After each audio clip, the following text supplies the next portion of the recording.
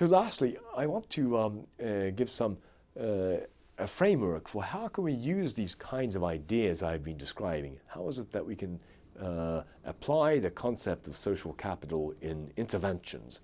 And I'm going to once again use the example of disaster resilience and recovery to illustrate how these concepts can be useful. So we can think of a typology of social capital interventions. This is a typology that is developed by Spencer Moore, who's a professor at Queen's University in Canada.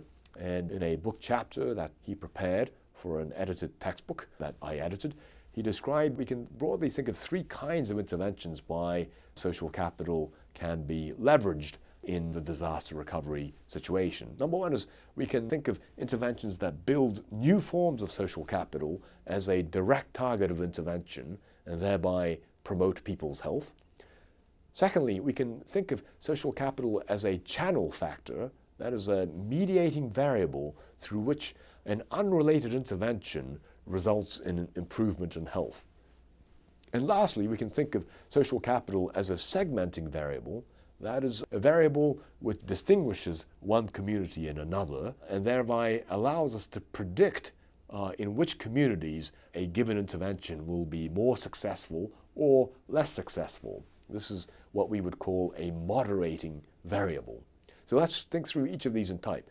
If we are to use social capital in the sense of building new forms of social capital, an example of that would be the kind of monthly meetings which have been organized by the Iwanuma city officials and the residents and the voluntary sector in the aftermath of the disaster. What you see is a picture here, courtesy of Dr. Ida Jun, showing the monthly meetings that are now taking place in which all three sectors come together, the official municipal sector, the voluntary sector, and the citizens, to discuss problems related to making life more pleasant in the temporary shelters. And you can see that this is a new form of social capital that didn't exist prior to the disaster. And if you look carefully, you see that the individuals in this picture, not only discussing problems together, but they're also having a meal together and sharing many bottles of sake and beer. So this is a classic form of social capital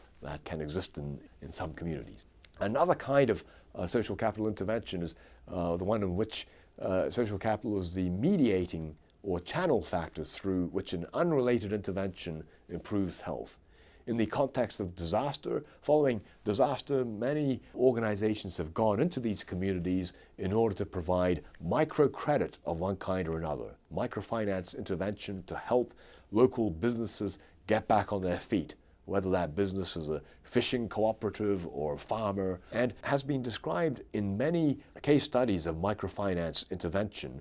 Many of these microcredit interventions come with associated interventions which tend to build or strengthen local social capital. They include many education sessions where recipients of the microcredit come together and learn about tips on how to improve their businesses, help them get back on their feet. And it is these kinds of social capital aspects which improve health as much as the cash loans themselves. So that would be an instance where an unrelated intervention, that is the microfinancing, through some other channel serves to boost social capital and to improve the outcomes of the recipients.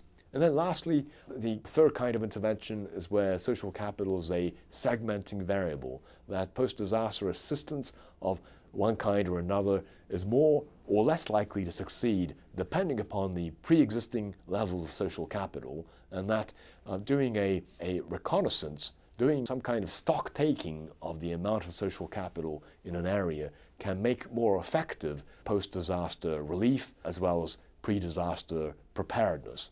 And many communities are using this kind of idea to map social capital in disaster-prone areas so that relief and aid can be channeled more quickly and effectively in the aftermath of disasters.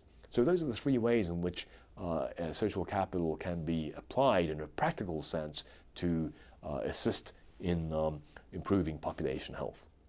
So the key messages of the session is broadly defined as the resources that derive from our membership in social networks. They include not just the immediate resources such as information, instrumental assistance, and emotional support that I mentioned in my social networks lecture.